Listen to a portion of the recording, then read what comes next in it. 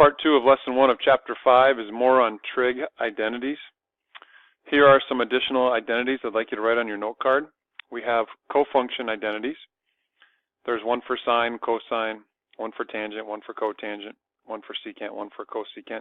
Each of them involve a half pi in the expression, as you can see. In degree mode, that would be 90 degrees, but in radian mode, it's half a pi. At the bottom, we have what's called odd-even identities.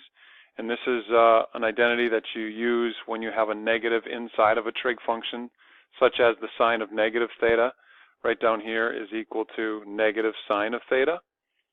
But look at the cosine function. And when you have the cosine of negative theta, it's just equal to the cosine of theta.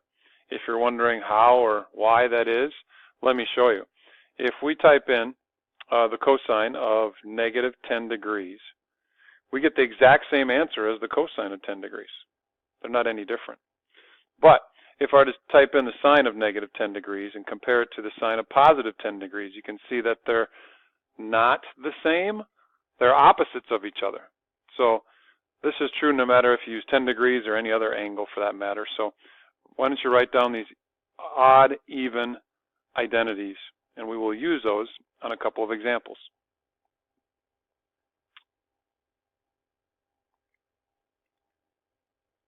Okay, here's the first example. It tells us the tangent of theta is equal to 1.28, and we have to find the cotangent of theta minus pi over 2.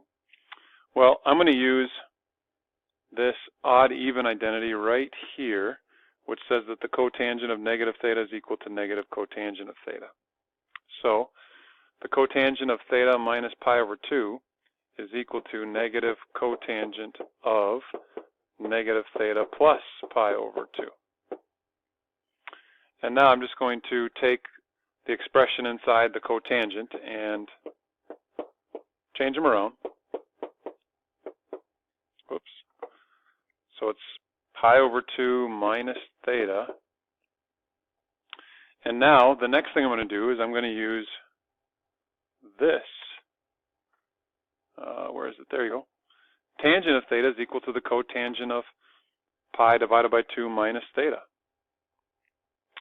So I can change this into negative tangent of theta, and since the tangent of theta is 1.28, my answer is going to be negative 1.28. This is all a matter of using substitution. Next one, we have the sine of x equals negative 0.37. We have to find the cosine of x minus pi over 2.